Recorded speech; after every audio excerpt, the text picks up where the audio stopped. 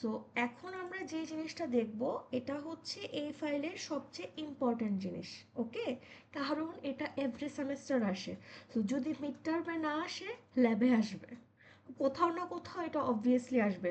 যদি আর বাকি কোথাও না আসে, আমার কুইজে আসবে।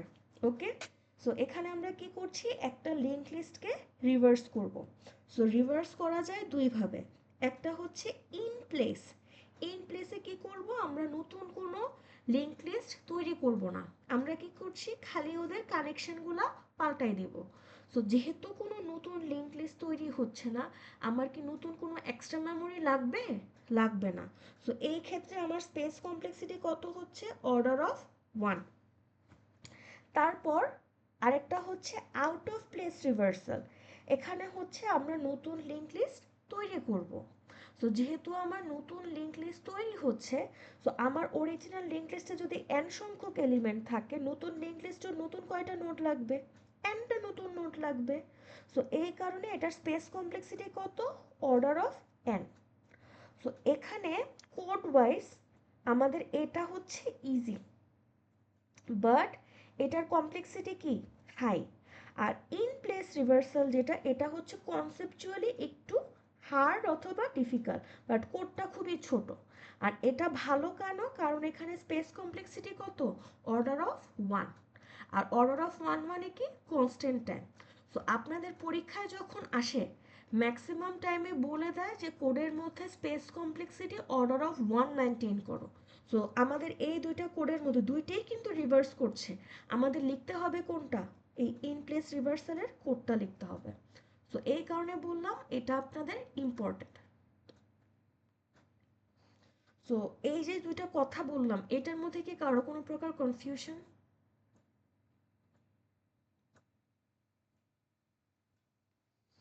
ওকে, সো এখন আমরা আউট অফ প্লেস রিভার্সালটা দেখি। ফার্স্টে দেখেন কি করতেছে, ফার্স্টে আমি চেক করতেছি লিঙ্ক লিস্ট এক্সিস্ট করে কি না। তো আমাকে তো হেডটা দিয়ে দিছে, যেই লিঙ্ক লিস্টটাকে আমি রিভার্স করব। সো হেড যদি নাল হয়, তার মানে কি লিঙ্ক লিস্ট আছে, নাই, রিভার্স করা যাবে, যাবে না। সো রিটার্ন দেব কত, নাল। আর এখানের যে এই মেথডের রিটার্ন টাইপটা কি, নোড। দ্যাট মিনস এখানে কি দিতে হবে, রিভার্স করার পর যে নতুন হেডটা পাচ্ছি, ওই নতুন রিভার্স হেডটা আমাদের রিটার্ন দিতে হবে। আর যদি হচ্ছে আমাদের নোড না থাকে, তখন রিটার্ন যাবে কত, না। তো এতটুকু গেল। এখন এটার যে কোডটা, এটা কিন্তু অনেকটা আপনাদের কপি যে লিঙ্ক লিস্টটা ছিল ওইটার মতোই। সো ফার্স্টে আমরা কি করব, হেডের যে এলিমেন্টটা ছিল, হেডের এলিমেন্টটা দিয়ে একটা নোট বানাই নেব। সো এখানে দেখেন, হেডের যে এলিমেন্টটা ছিল, ওটা দিয়ে আমি একটা নোট বানাই নিছি, এবং তাকে বলতেছি কি, রিভার্সের।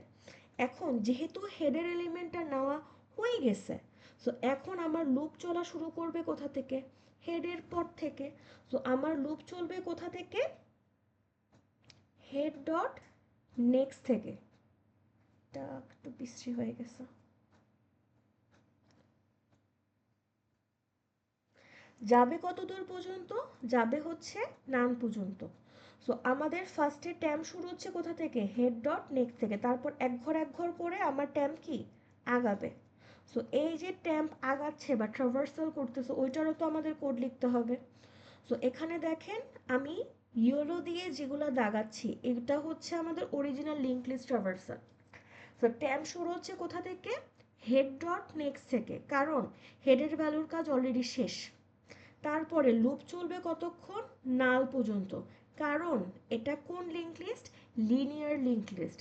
তারপরে ট্যাম্প এক ঘর করে আগাইতে হবে, এই কারণে temp equal temp dot next.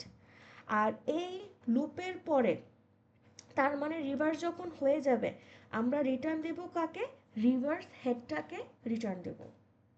So এখন দেখি কি হচ্ছে। সো এতটুকু তো বানানো শেষ।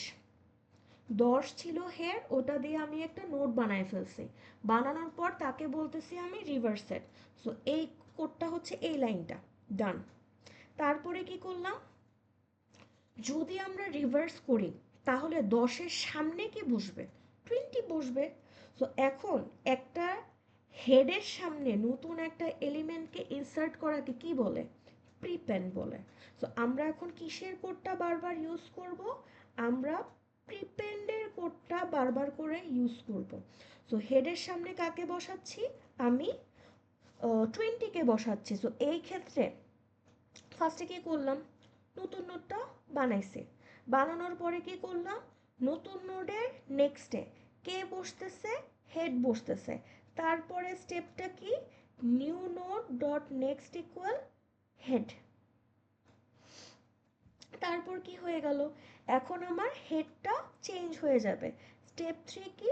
আমার হেড চেঞ্জ হয়ে যাচ্ছে। So head equal new node. So এই যে তিনটা লাইন, এই তিনটা লাইন কিসের কোড? আমাদের প্রিপেন্ডের কোড। আর এটার পরে কি হয়ে যাবে? আমার নতুন হেড হয়ে যাবে 20। সো এটা আমি যে করলাম এই স্টেপ 2টা, এটা কার জন্য করছি? আমি 20-র জন্য করছি। 20-র পরে 20-র সামনে কে বসবে? 30 বসবে। সো এখানে দেখেন 20-র জন্য যে কোডটা করছি, ফার্স্টে নতুন নোড বানাইছি, বানালাম। নতুন নোডের নেক্সটে কে বসছে? হেড বসছে। তারপর হেড হয়ে যাবে কে? New node. সো এটা কার জন্য করছিলাম আমরা? আমরা 20-র জন্য করছি। তারপর temp equal temp dot next. So temp 20 থেকে আগায়া কোথায় গেল? আমার 30-তে আসলো। সো এখন সেম জিনিসটা আবার 30-র জন্য করব, দ্যাট মিন্স লুপের মধ্যে আবার রিপিট হবে। তারপর ট্যাম্প আবার আগাবে, ট্যাম্প আগায় কোথায় গেল? 40-তে গেল। তারপর অ্যাড হবে কে? 40 অ্যাড হবে। তারপর ট্যাম্প কোথায় যাবে? নানে যাবে। যখন ট্যাম্প নানে যাবে তখন আমার লুপটা কি হয়ে যাবে? থেমে যাবে। আর একদম লাস্টে আমরা রিটার্ন দেব কোনটা? হেডটা রিটার্ন দিয়ে দেব। সো এই কোডটা নিয়ে কি কারো কোনো প্রকার কনফিউশন যে কি হয়েছে?